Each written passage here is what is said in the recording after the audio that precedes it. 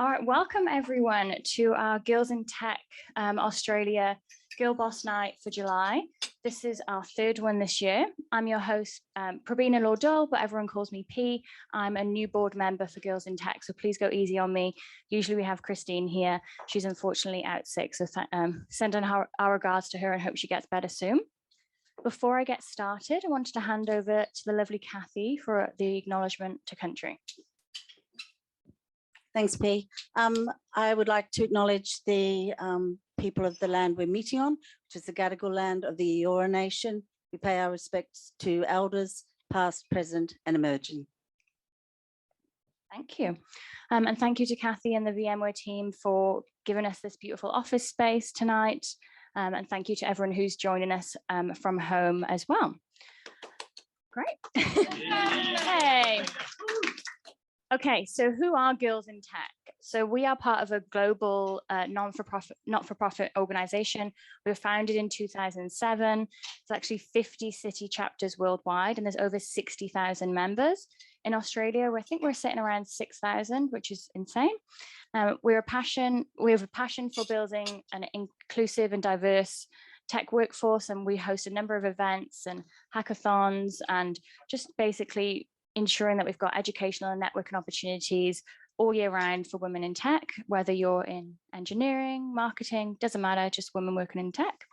If you haven't already, please do follow us on our socials, Girls in Tech Australia, and tag us tonight and tag our lovely speakers who've kindly given up their Thursday evening to join us. Okay. So speaking of our lovely volunteers, thank you to, in particular, Emma and Billy for all the work that you've done on this event. We'd be lost without you, and we couldn't run these events without our volunteers, so thank you. And finally, I'd like to extend our gratitude to VMware and hand over to the lovely Brad Anderson, who's the Vice President and MD of VMware. Hey, thank you, lovely. That's I'll take that all day. Thanks, Pete. Look, a very simple welcome this evening, sorry. I've already been drinking, apologies. Yeah, we love diversity, love getting involved in tech for good, as we kind of talk about online a lot. Cool thing about VMware is we are truly doing this legit. This morning we're out picking up rubbish in Hyde Park. There's a few of us here still with mud on shirts and shoes. So look, I really encourage this forum to continue, and would do everything in my power to support it ongoing. Enjoy tonight. Lots of drinks outside and some food. Just make it interactive. It's a really cool thing, and we are really behind it. So I look forward to the chat tonight. Welcome, everyone. Thank you. Okay, time to welcome our lovely speakers. I'm going to hand it over to each of you and pass over the mic. So just want to give the room and the lovely people at home a bit about you and what you do for a living. Awesome. Hello, everyone. So I'm Amanda. I'm with Immutable, and I've been there for almost 2 years now, and I am the Chief of Staff to the CEO. Hi, everyone. I'm Jane. I'm a product manager at SwiftX. My background's in agile product delivery and management. I've been at SwiftX for coming up to a year now. For those who don't know, we're a crypto trading platform, and we're on a mission to be the most customer-obsessed financial ecosystem in the world. Hey everyone, my name is Erica, and I am a lead product designer here at VMware Tanzu Labs. Our offices are right across the hall over there. And I have been a designer forever, since I was yay high. And some people will say I'm still yay high. So yes, been a designer forever, but been in tech about 7 years. I'm also transitioning into a leadership role. So starting next week, I will no longer be a lead product designer, but I will be helping grow my team and developing their careers. Outstanding. Good evening, guys. I'm Jono. I'm the Director of Sales across New South Wales, and soon to be actually taking on the financial services business for Australia. I've been with VMware for around about 7 months now. Before that, across a couple of companies, most notably across both Adobe and also IBM. And I was lucky enough to actually be asked to come along here from a former colleague of mine, Christine, who was mentioned previously. Christine, unfortunately, as you heard, not well, but really hope you get better soon, Christine. And it's really thrilled to be here tonight. We'll leave Sure. the microphone down there. Okay. Okay. So yeah, thank you all for joining us. I'm really excited tonight. The topic for tonight is allyship and empowerment. So Erica, I'd love to start with you. What does allyship and empowerment for women in the tech space mean to you? Yeah, maybe I'll start by sharing what allyship in general means to me. So to me, allyship refers to the practice of supporting people who belong to marginalized groups. And a marginalized group is any group that experiences discrimination or oppression or exclusion for reasons such as sexuality, gender, and race. So allyship refers to supporting people from those groups by people who don't belong to those groups. And the term ally is often used in the LGBTQIA community, and it can refer to someone who identifies as heterosexual or cisgender who supports people who are not and tries to create a better world for those people.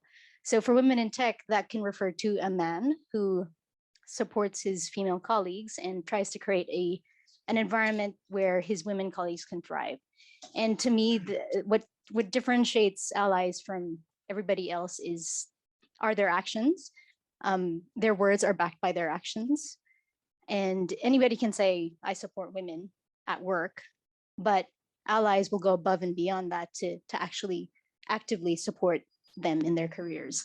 And that can look like as simple as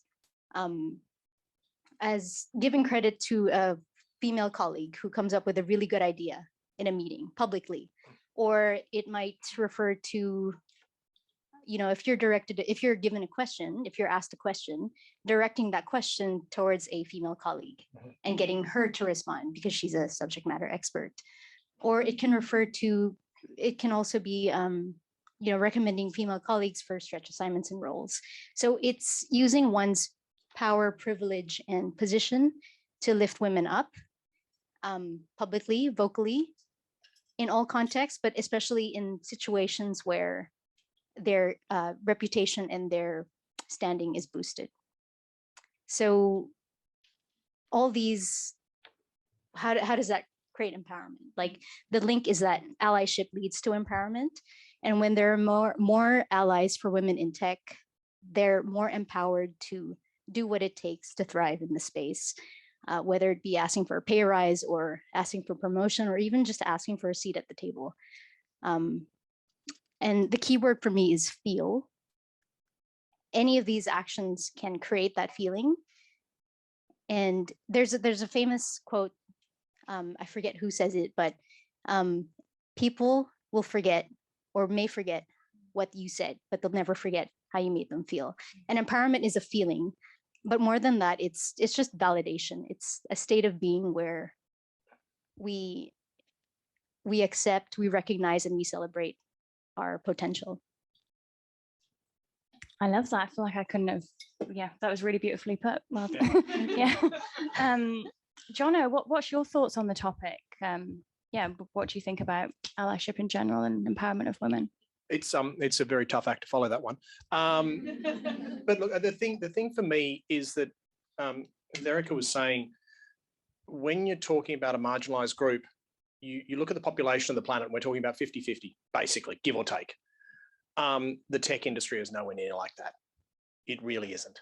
I'm really proud to be working for a company like VMware. Most recently we're at 43%, which is good. It's not brilliant, it's good.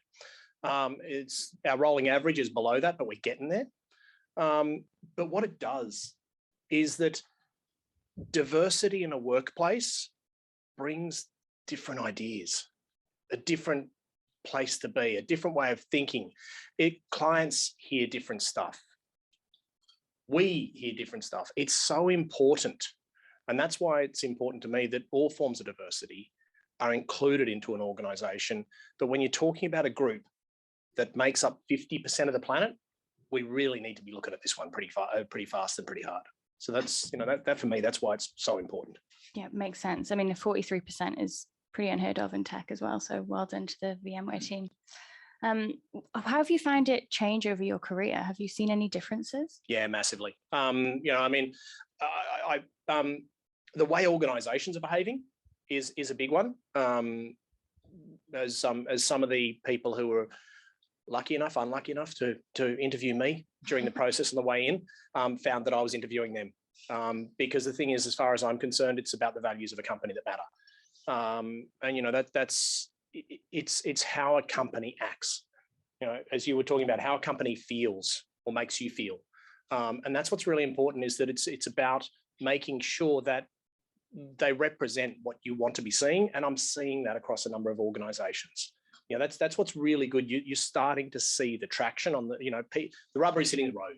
And that's what's really good. And what we've got to do is we just got to get behind that and make sure those sorts of actions by companies are actually getting out in the market and people are hearing about it. That's what's really important as well, because then others will have to follow. Yeah, agree. And I feel like we should be demanding that. And when we're interviewing companies, we should be asking them about their diversity stats and what are they doing to make a difference. Really important. Okay, thank you. Amanda, so lovely to have you on the panel tonight, fellow Immutable. Okay, so you've been in you've been in tech for most of your career. How have the conversation changed around allyship during your time? Yeah, I have. So I would say considerably. So it's a great question. It's been really interesting to watch the conversation change over time. So for me, when I entered into my career, I have to admit that allyship just wasn't something that you really heard of much, and you certainly didn't see it in action. It was non-existent. And when I started my career, I would go as far as to say I joined a boys' club. So, and luckily for us, times have changed. We flash forward to the last few years, and Forbes is now calling it, the key to unlocking the power of diversity. So we're certainly having a different conversation now.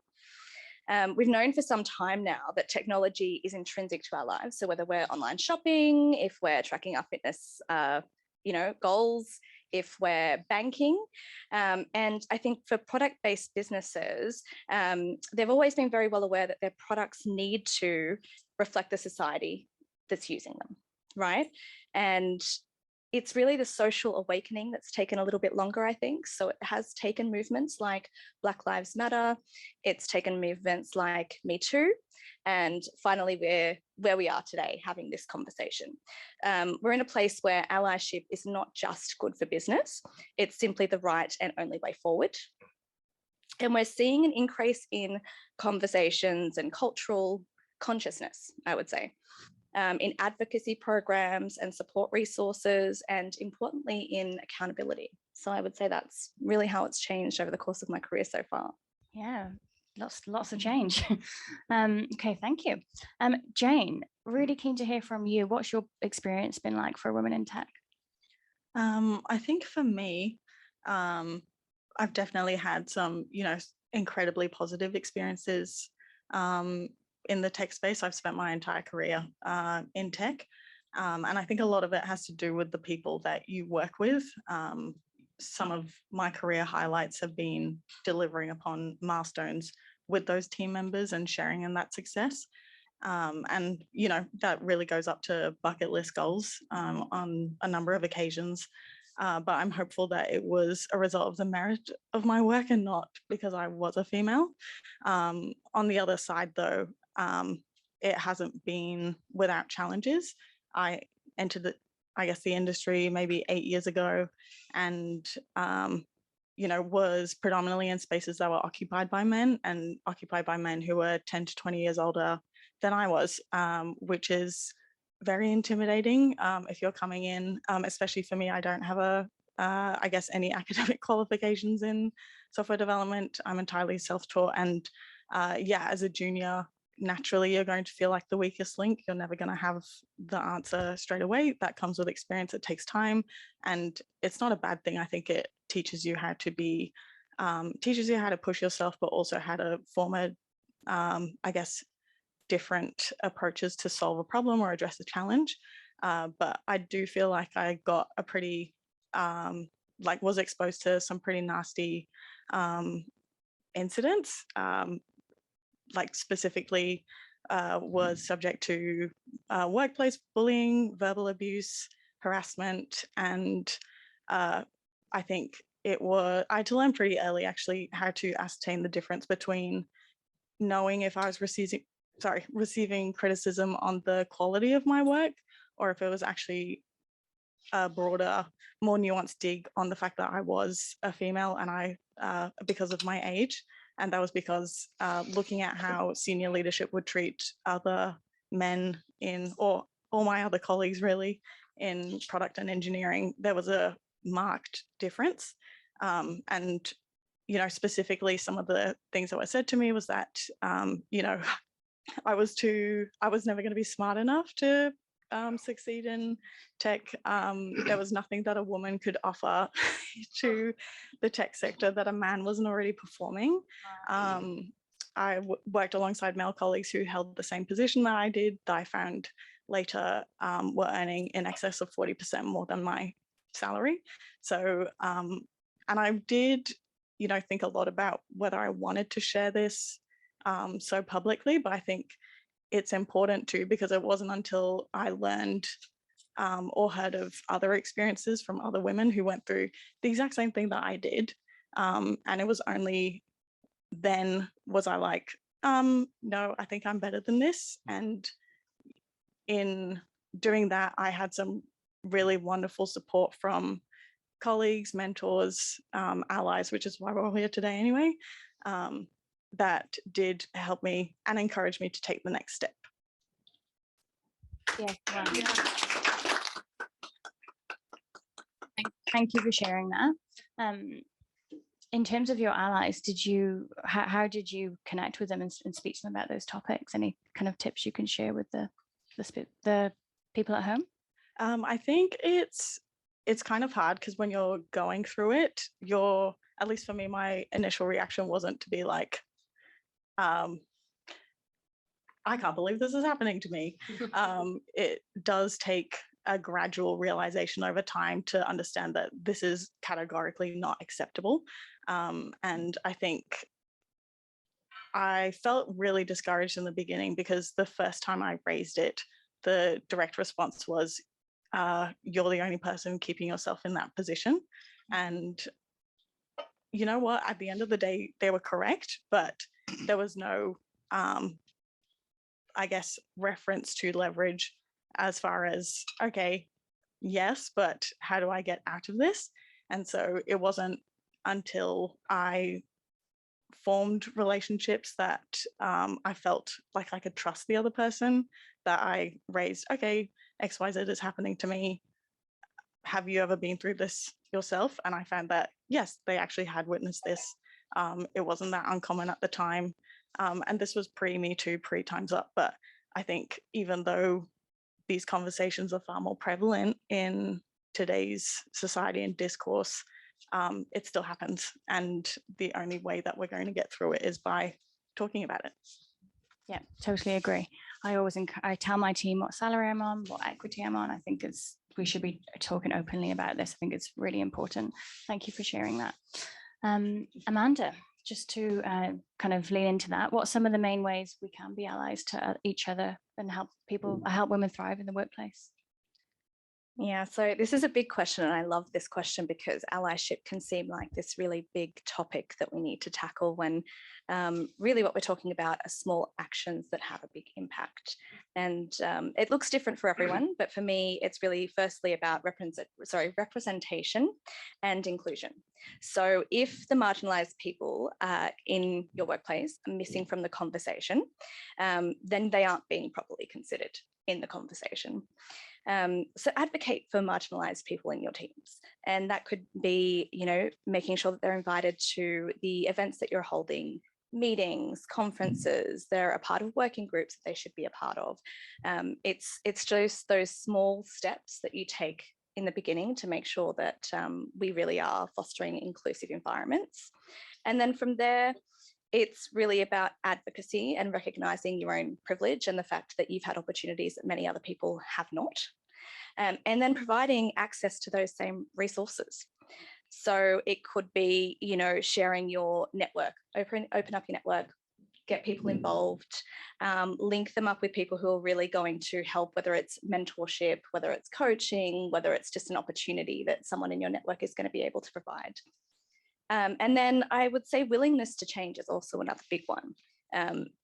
Allies need to be willing to make mistakes and then keep trying. We don't need to get it right the first time, but you do need to keep trying. Having a conversation with the marginalized people in your life, find out how you can help, find out where you can add value, find out how you can change the conversation, and then do it. Great advice. And I think for me as well, having it not just come from women, like the men in the room speaking up. And if you notice that there's 70% of men going to an event, but not many women, like this is where we need you to help champion for the women as well. Okay, thank you. Erica, you've had a pretty interesting career globally, worked all over the place. Have you had any mentors that have supported you or helped you or been particularly important? Yeah, yes. First of all, yes, I've had a very interesting career. From growing up in the Philippines to moving to the US for uni, to working there for a little bit, to moving to the UK and then Singapore and then now Australia. It's been a wild ride. Yeah, and have I had any mentors that have been pivotal? Yes, I've had heaps. And I had a few going at the same time as well. One person comes to mind, his name is Jason Fraser. You might recognize his name. He's a product manager here in VMware. Back then it was Pivotal Labs. And he's also quite well known in the Lean startup community. And some of the work that went into the book Lean UX was based on his thought leadership. So when I learned that he was going to fly from San Francisco to Singapore at the time to help kickstart the product management office and practice, I was ecstatic. I said, awesome, I get to learn from one of the best in the field. So he flew down and I got to meet him. I figured out he was all that, but I also learned that he was amazing at facilitation. This guy, the first time I saw him facilitate a room, I could see that he could like control everyone, get a room full of people, to very opinionated people, to come to a decision just like that. And I wanted to learn how to do that. And if you worked in consulting, you know, it's a really hard thing to do, and it's a skill that you need to develop. So I saw him do that for the very first time, and I said, wow, I want to learn how to do that. And so I asked him, Jason, can you teach me how to do that? So in the next 3 months have been us working together, having one-on-ones, and I started co-facilitating his workshops. I got to try a few things and fail, and he was there to catch me, which made all the difference. I even got to practice facilitating outside of work. So I asked him one night, Jason, what are you doing on Tuesday night? I'm running a fitness boot camp, and I'd really like you to come and give me some feedback on how I can facilitate that better. So he said, yeah, sure. I said, excellent, bring a workout towel. So he did that a few times, and I got to really practice the skill. And because there were so many brilliant people in the organization that I was working for back then, I really got to tap into a lot of different people, all with different skill sets. And I just approach them and say, hey, I really like what you did there. Can you teach me how to do it? And they did.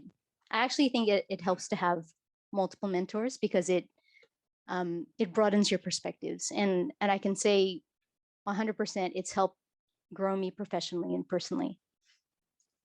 Yep, couldn't agree more. I love that. Can we join some of your boot camps soon? I don't run them these days, but I'll let you know when I run the next one. Okay, cool. Jono, as a kind of senior leader and director at VMware, how do you support women in your team to thrive in the workplace? Yeah, great. Thank you. I talked before about the organization and the organizational values. It's important as a leader, when you find an organization like that, to actually live those values as well. And that's the thing to find from the leaders around you, walking that walk. But break it down a little bit. What am I talking about? Giving voice. That's one of the most important things as far as I'm concerned. We've heard people talking about a very male-dominated industry. When I started, I'm ashamed to say the team that I first led that was given to me was 0% females. Today I'm running a team, or I'm about to pick up a team, I should say, with 60% females, and I'm ecstatic. And I'll sing about that, quite frankly, because again, the diversity, the different ideas, the different ways of thinking. So it's, in my mind, it's really is about, ensuring that everybody has a place to speak, has a place to shine, has a way to be able to express, because that's one of the toughest things, especially in tech, because it has got that heritage, is just letting everybody have a moment. And equally as well, as a leader, it's important to make sure that you understand that's not always going to be the same way for everybody.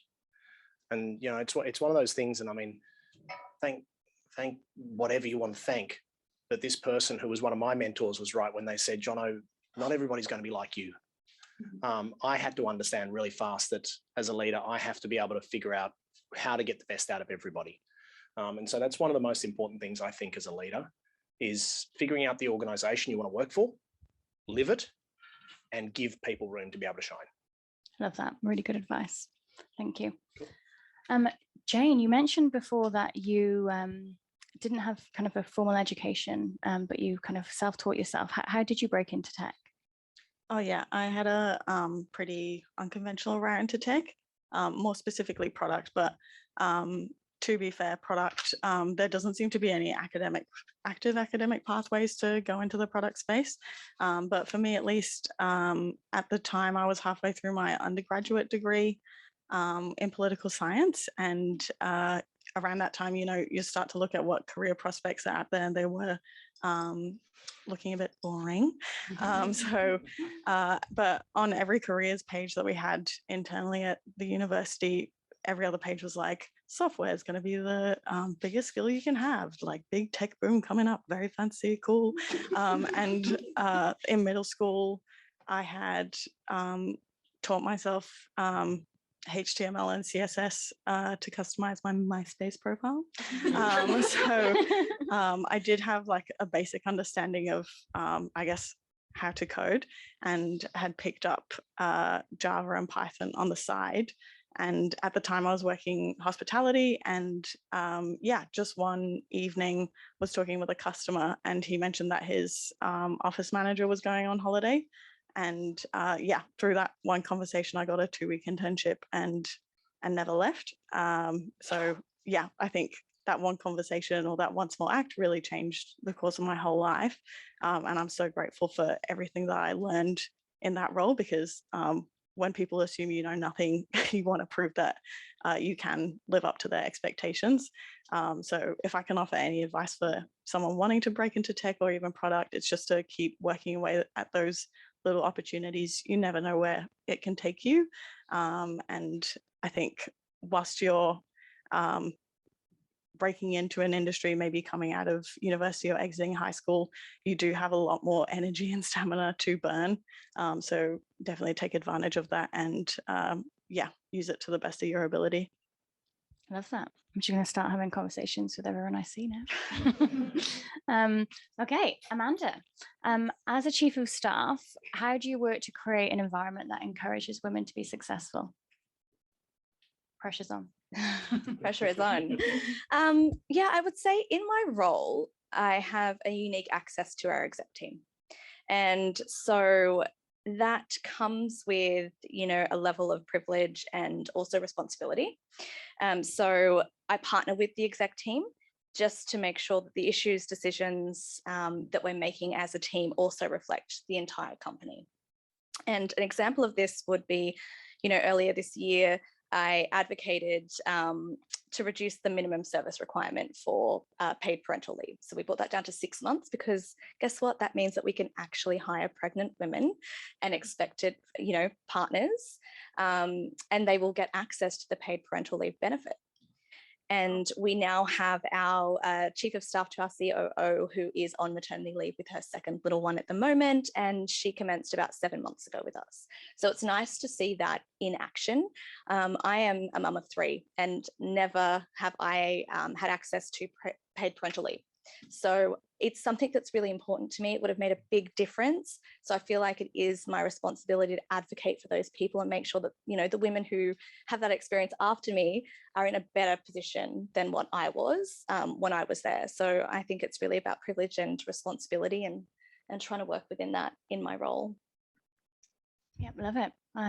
That benefit went down a treat. So yeah, we're grateful for you for that. Okay, cool.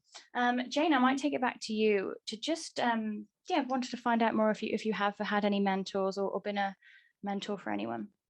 Yeah, more recently, maybe in the last 12 to 18 months, I've had some really great opportunities to offer mentorship to, I guess, others. I guess they're predominantly from two groups, either, and they all usually come through LinkedIn, usually from university students who are about to graduate and just want to learn a bit more about what else is out there. And then separate to that, usually early stage startup founders who are just wanting to get some early feedback and also hear some learnings or experiences about what to do or not to do. I also joined the Wayside Chapel, which is a organization based in Sydney that offers services to, I guess, extremely marginalized members of society, often homeless, and I guess like on a pathway to more stability and offering support for people who have come through, I guess, come to Wayside and are looking for support in whether that's setting up a career, pursuing further study, even just building their social skills and how they adjust to society. That's been one of the most rewarding experiences I've ever had, even that would persist beyond any kind of career highlight or achievement I've been able to deliver upon. And then conversely, have been a mentee for some time. So exactly what you said, I think it's really valuable to have a, I guess, spectrum of mentors. Not everyone is going to have the same skill set. And I think having a range of people that you can speak to and collect advice from does help you build a better understanding of how you want to approach a situation, but also on what outcome you're trying to achieve. Yeah, love that. I also might give some tips. We're going to have Emma from Project F speak tonight, but she's sadly unwell. Amanda stepped in with 8 hours notice, so I feel like we should also give her a bit of a round of applause. But Emma at Project F, she runs a mentorship just for women. It's all over Australia. There's about 800 women. I used to kind of volunteer for her, so that's a service that is at use.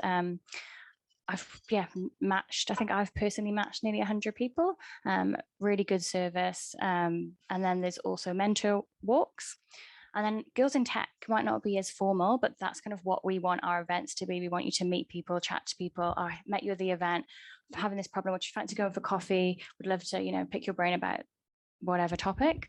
And we really want to encourage that safe space with Girls in Tech. Okay, now we're going to get to the gritty questions, the meaty questions. And we're going to go straight in and try and give you some advice about how to ask for a pay rise. And Jono is going to take this question. So take it away. Yeah, I've got to be careful. My boss is in the room, so no. Look, this is one that I actually stuck my hand up for. I used to be a recruitment agent as well. So the big one is, it's an old adage: knowledge is power. It's that simple. If you're going in to ask for a pay rise, you can't do it and just go, "Hi, please," or do the Oliver thing. "Please, sir, can I have some?" No, it's not going to work. So make sure you're able to talk about what you've done. Make sure you can talk about what the industry is doing. If you go in with those two sets of facts, it no longer becomes an ask. It's actually a proof discussion. It's being able to say, here's what I have done and here is what I am worth. Okay. It doesn't matter how you approach that conversation as well. That's what's really, really important.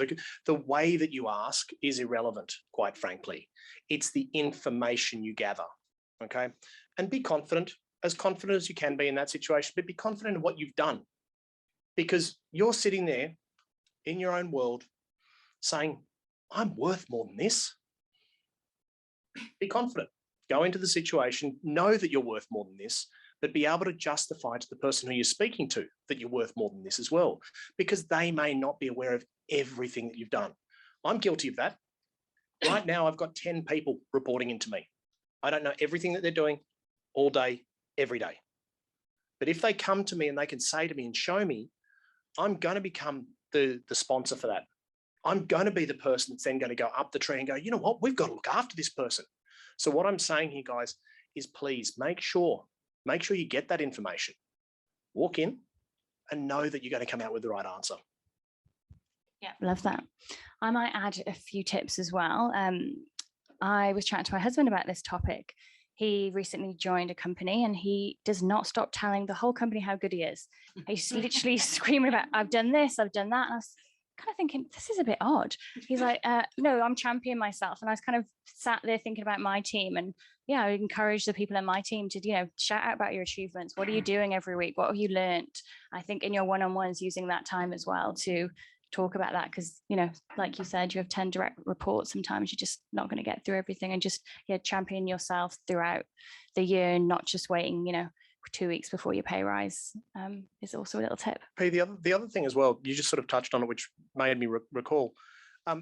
Oftentimes these discussions do only come around once a year. What you've done 11 months ago, you won't remember.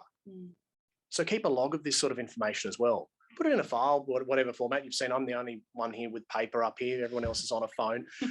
Use some sort of digital media where, you know, you're keeping this record, because then you can pull this information up, because this is really important. And the other one as well that I did have written down, but because I put the paper away to be cool, I forgot to mention, user-friendly recruitment company.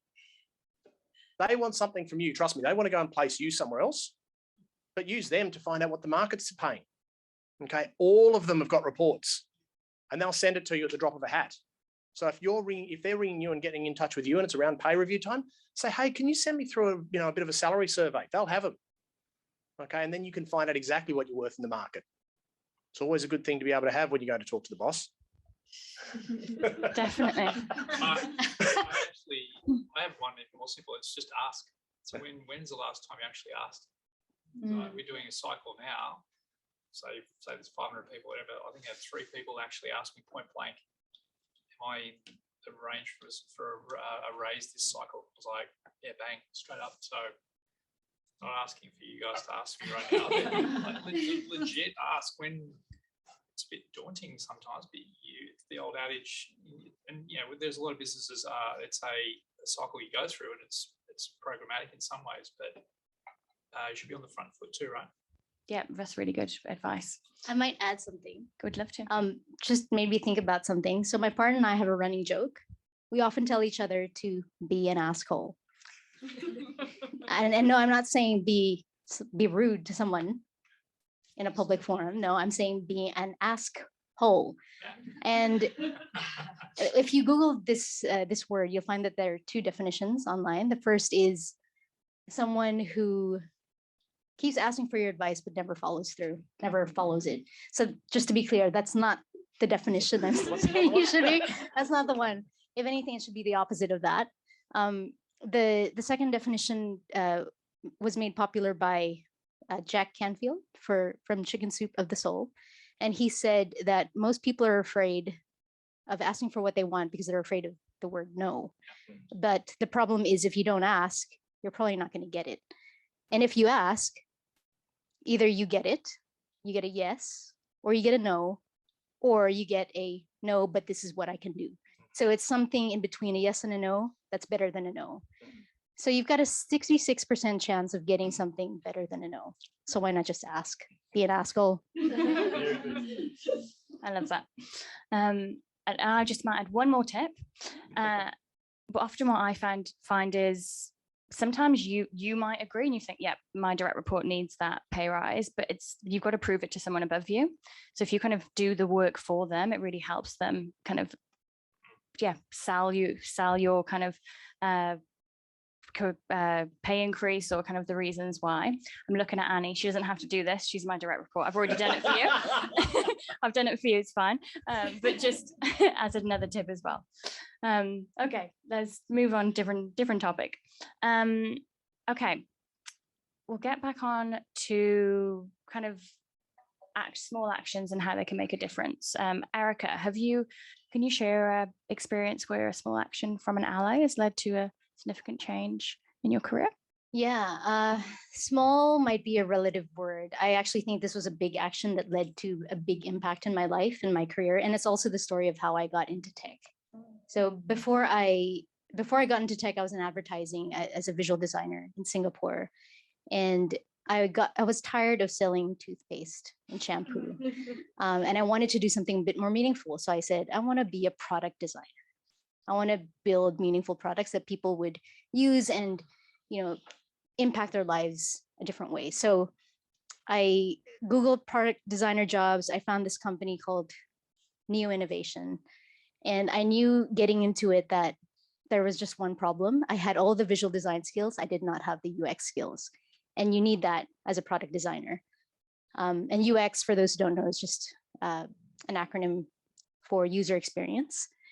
And so I found this company, Neo Innovation, and the job description, sure enough, said you need UX experience. And I didn't have that, but I said, I still want to stop selling toothpaste.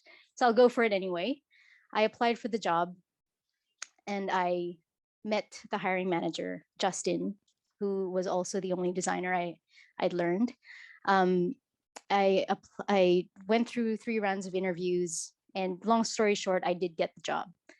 And I remember I was so happy. I couldn't jump high enough. I couldn't punch the air hard enough. I was just so happy that I'd gotten it. The first month was really challenging, and because it was also a consulting job, and consulting is just challenging in general. But I remember Justin was always there to catch me whenever I fell, and he was just a huge support to me, and he taught me everything that I could for that first month. And at the end of that first month, he said, hey, by the way, I'm moving to Australia with my wife to start a family. So yeah, so that meant that I was going to be on my own.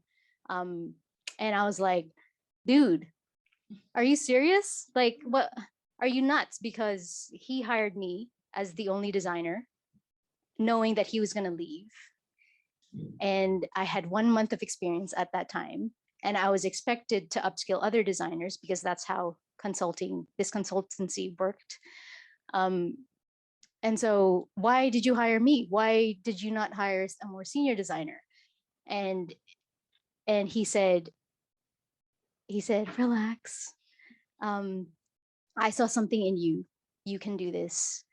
I would not have hired you if I didn't think you could do this. And don't worry, you'll get through it. You'll be fine. I'm here to support you even after I leave. So, and he was right. Like I did survive. I made it to here. Neo became Pivotal. Pivotal became VMware. I'm now lead designer for VMware Tanzu Labs, and I just got promoted today to a leadership role.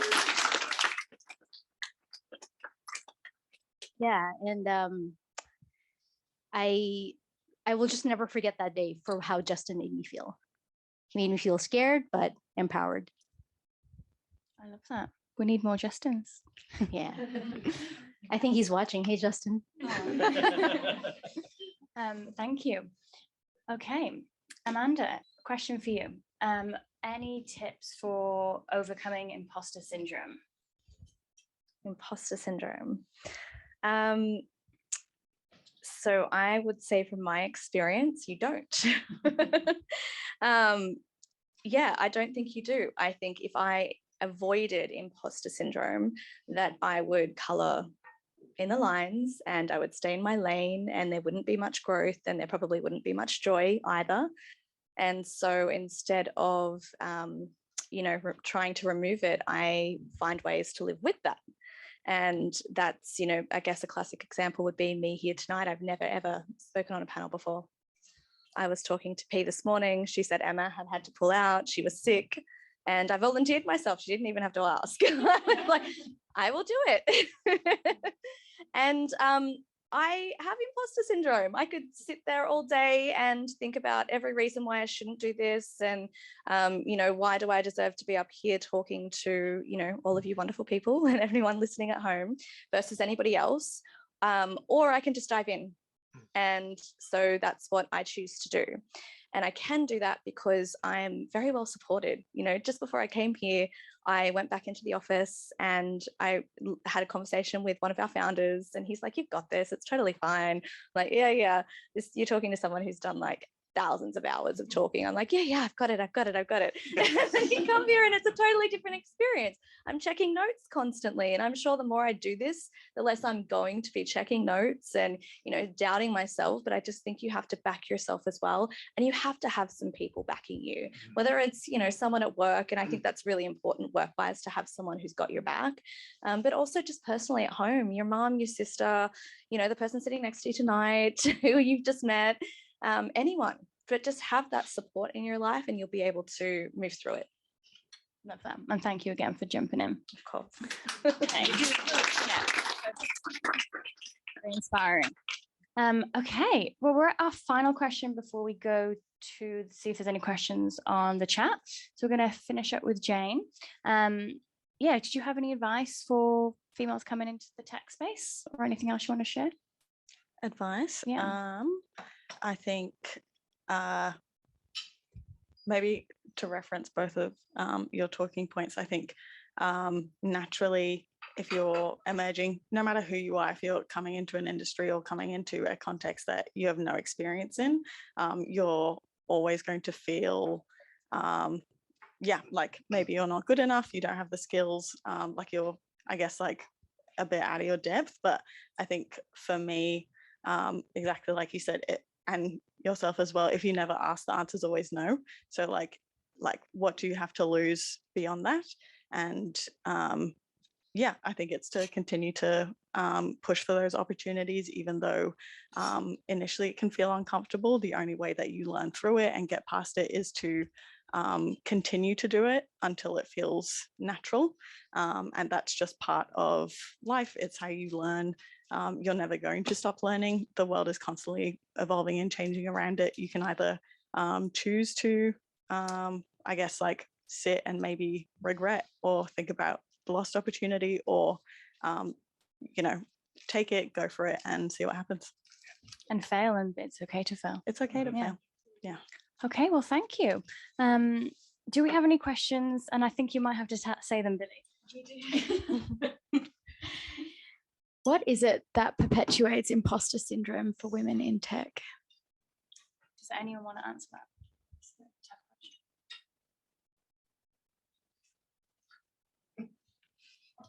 Or anyone in the audience? Anyone? Ask the question again. What is it that perpetuates imposter syndrome for women in tech?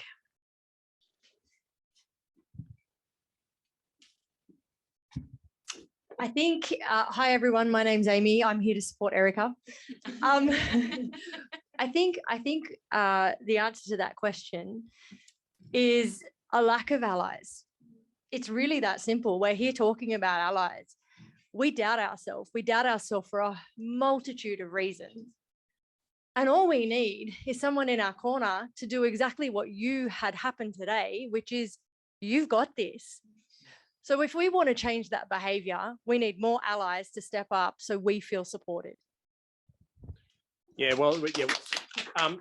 Just on that as well, it's one thing, again, turn to your leaders, turn to your hiring people. If there's ever a situation that you are feeling like that, they've hired you. They've chosen you. They've brought you into the team, into the role, into the company, whatever that person is there for you as well. They've selected you and they've said you're good enough. Always feel free to go back to them and say, hey, am I doing it okay?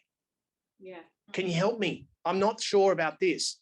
And I mean, it's one of the things that, again, I do with my team all the time, especially new people into the team.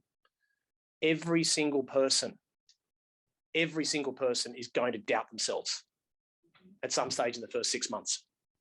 And that's regardless of what sort of person. And a good leader should be opening the door immediately. But if it's not the leaders, as you were just saying, find your friends, okay? Because you are good enough.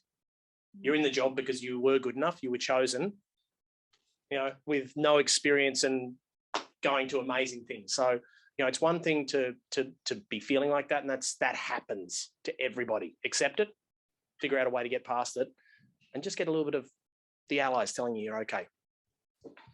Yeah, really good advice. Love that. Billy, any more questions? Yeah. Sorry, because I can't see them. No, that's okay. What advice would you give to someone who has just started their first IT job in a male-dominated office?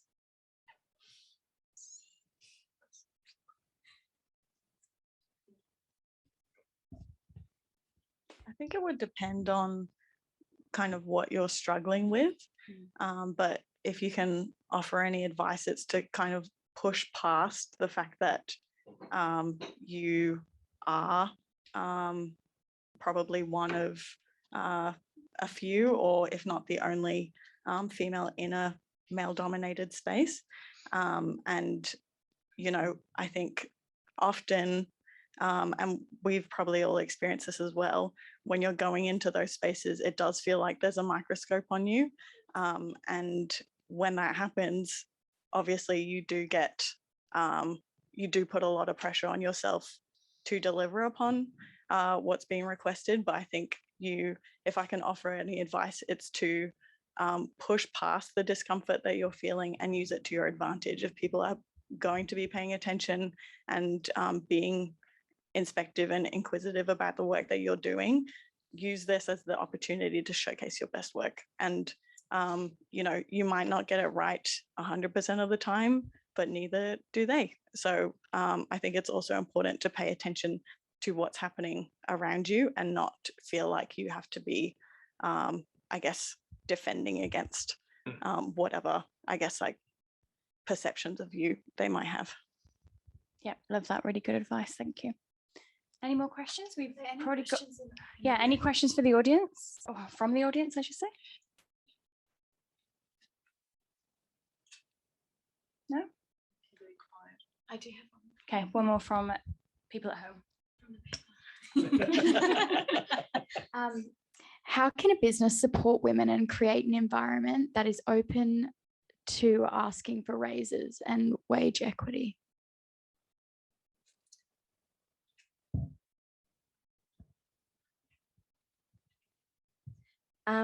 I think one of the ways we can do this is let's not make it a once-a-year conversation. Yep. This should be happening continuously.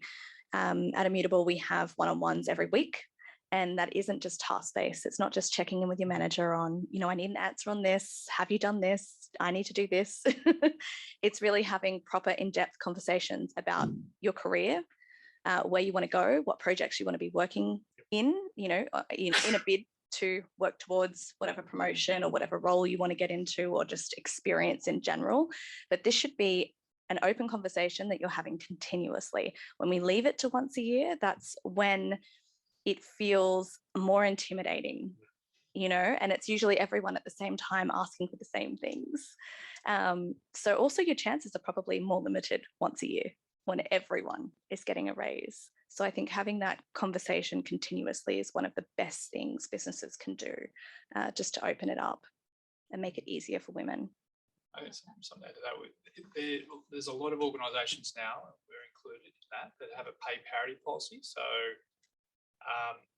since 2018, VMware's been pay parity, I guess, if that's a good word to say, but yeah, it just that's a policy you could actually go and point up and ask any employer if they've got that. That's not something a lot of people want to talk about. We just kind of get on with it. It's a normal thing. However, that is a policy of ours. So there are programs if it's not publicised, then you should ask. That's actually a good kind of feel for an organisation that's living it, not just talking about it. Yeah, love that. Okay. All right. Well, this is on. Thank you, Brad. Okay. Well, thank you to our lovely speakers, Amanda, Jane, Erica, and Jono, for joining us today. I feel like we've had a really good conversation and delved into quite a tricky topic at times. And obviously, Brad, Kathy, and the VMware team, thank you for having us. I really appreciate it. and sponsoring this event. Girls in Tech will be hosting another 2 events in August, and we're going to have a VMware event in Canberra. So if you're joining from Canberra, let us know on the channel. And then we're going to be hosting a volunteer event at Immutable. So if anyone's interested in volunteering, you don't have to volunteer often. It's pretty much could be an hour a month or a few times a year. If you want to come and find out more information, we will put some information on our socials in about 2 weeks. But yeah, thank you again to everyone, and thanks everyone at home for listening.